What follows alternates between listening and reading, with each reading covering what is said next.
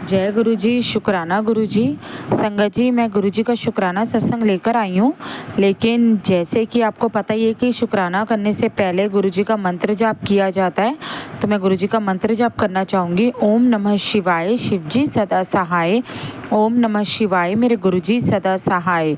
ओम नमः शिवाय, शिव जी सदा सहाय। ओम नमः शिवाय, मेरे गुरु जी सदा सहाय। जय गुरु जी, शुक्राना गुरु जी, अनंतम अनंतम शुक्राना मेरे प्यारे गुरु जी। जय गुरु जी। संगत जी, मैं गुरु जी का शुक्राना सत्संग कर रही हूँ। तो सबसे पहले आज एक शुक्राना मैं सबसे पहले अपनी सिस्टर का बताना चाहूँगी। एक्चुअली हुआ क्या था, मेरी सिस्टर ने अभी गुरु जी को मानना स्टार्ट किया है। मतलब उनको भी मेरे साथ ही टाइम हुआ है। मैंने जुलाई में ही गुरु जी से जुड़ी थी और वो भी मेरे साथ साथ जुलाई या अगस्त में ही गुरु जी के दरबार में गई थी, बड़े मंदिर, और वो भी हम सब एक साथ गए थे। तो संगत जी, गुरु जी को वो मानती है और वो एक्चुअल में ऐसी इंसान है कि मतलब ना हमेशा वो हर किसी के लिए करने के लिए तैयार रहती है। अगर वो कोई भी दुखी है, कोई भी परेशान है, कुछ भी है ना, वो किसी का दुख नहीं देख सकती। अगर कोई किसी को कोई परेशानी है तो वो ये भी नहीं देखती कि वो मेरी सिस्टर है या मेरी सिस्टर नहीं है, या मेरा अपना है या पराया है। वो हमेशा हर किसी की मदद करने के लिए तैयार रहती है। शायद हो सकता है इसीलिए गुरु जी ने उसको अपने साथ जोड़ा है, क्योंकि गुरु जी को भी ऐसी संगत की ज़रूरत है जो साफ दिल की है।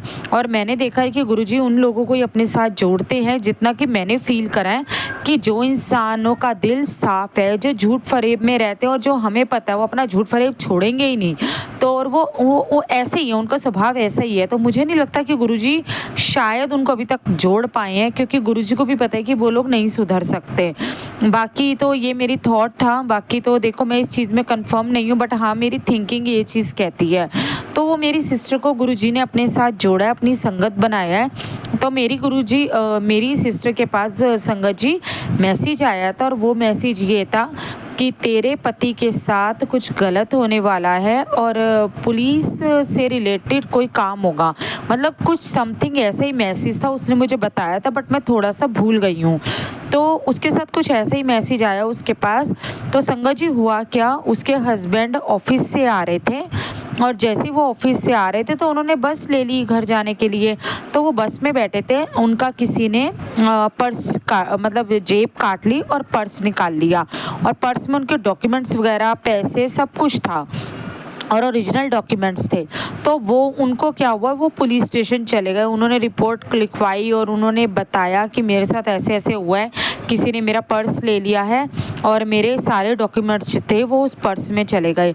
और इधर मेरी सिस्टर के पास ये मैसेज आया था कि तेरे पति के साथ ऐसा कुछ होने वाला है और भाई तू थोड़ी सी संभल जा और सत्संग सुन।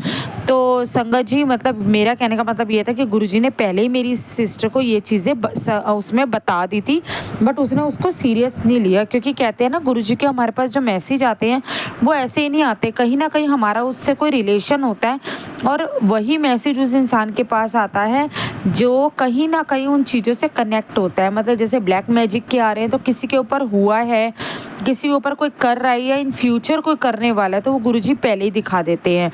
और किसी के पास नौकरी का आता है, किसी के पास बच्चों का आता है, तो वो उनके पास ही गुरुजी वो मैसेज भेजते हैं टेलीपैथी के थ्रू जो उनको रिक्वायरमेंट होती है। तो इसलिए हमें हर मैसेज को सीरियसली लेना चाहिए, हर मैसेज को बिल्कुल उससे लेना चाहिए कि हाँ ये मैसेज हमारे लिए ही है।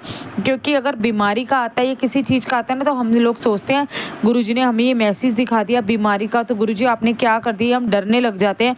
क्योंकि मेरे पास भी आया था मेरे हस्बैंड को लेकर, तेरे हस्बैंड के शरीर में बहुत बड़ी बीमारी है, लेकिन मैंने सारी चीज़ें गुरुजी पे छोड़ दी। अगर आपने मुझे मैसेज दिखाया तो इसका निपटारा भी आप ही करोगे, इसको आप ही देखोगे।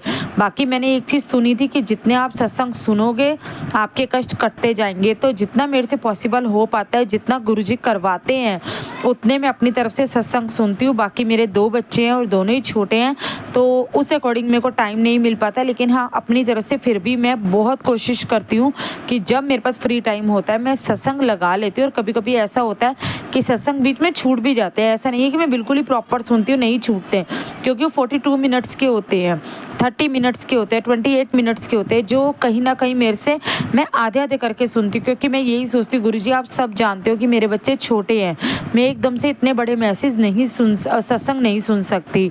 तो बाकी संगत जी, मैं यही शुक्राना आपको करना चाहती थी कि गुरुजी ने उसे पहले ही बता दिया था और वो इस चीज़ को समझी नहीं और उसने वो सत्संग नहीं सुना। अगर वो सुन लेती तो शायद उसके हस्बैंड के साथ ये चीज़ नहीं होती या वो छोटे में टल जाती। गुरुजी भी यही है, जो हमारे साथ होने वाला होता है हमें पहले ही आगाह कर देते हैं, चाहे वो फ्यूचर में होने वाला हो, चाहे वो कल ही होने वाला हो। तो वो गुरुजी की महिमा तो गुरुजी जानते हैं। बाकी मैं गुरुजी के बड़े मंदिर जाती हूँ हर मंडे, जितना मेरे से पॉसिबल हो पाता है, अभी तक तो जा रही हूँ।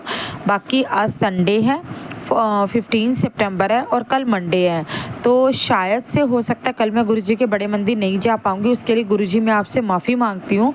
उसका रीज़न ये है कि मेरे बच्चे के एग्ज़ाम्स चल रहे हैं और मेरे पास कल मैंने उसको मतलब आज बिल्कुल भी नहीं पढ़ाया, क्योंकि आज मेरी सिस्टर का बर्थडे था, तो मैं आज उसको पढ़ा नहीं पाई। तो कल मैं सोच रही हूँ अगर मैं वहाँ जाऊँगी तो मैं आधा दिन मेरा वहीं पे लग जाता है और फिर आधे दिन के बाद मैं ट्यूशन लेती हूँ, फिर ट्यूशन के बच्चे आ जाएंगे, मुझे ट्यूशन पढ़ाना है, फिर घर का काम हो जाएगा, तो मैं अपने बच्चे को पढ़ा नहीं पाऊँगी।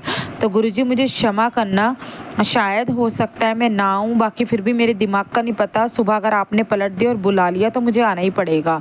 तो अभी तक मैं यही सोचती हूँ कि मैं नहीं आऊँगी, और बाकी मुझसे अगर कोई गलती हो जाए, कुछ भी हो जाए, तो मुझे उसके लिए क्षमा करना और अपनी संगत पे अपना आशीर्वाद यूं ही बनाए रखना। जो आपने मुझे आशीर्वाद दिया है, आप मंडे को मुझे बुलाते हो गुरुजी, वो अपना आशीर्वाद बनाए रखना, बस उसमें कमी मत होने देना। आपके दर पे आके आपका लंगर प्रसाद खा के बहुत अच्छा लगता है मेरे प्यारे गुरुजी। तो इसी के साथ ही मैं अपने सत्संग को विराम देना चाहूँगी और गुरु जी का मंत्र जाप करना चाहूँगी। ओम नमः शिवाय, शिवजी सदा सहाय। ओम नमः शिवाय, मेरे गुरुजी सदा सहाय। जय गुरुजी, शुक्राना गुरुजी, अनंतम अनंतम शुक्राना गुरुजी। जय गुरुजी।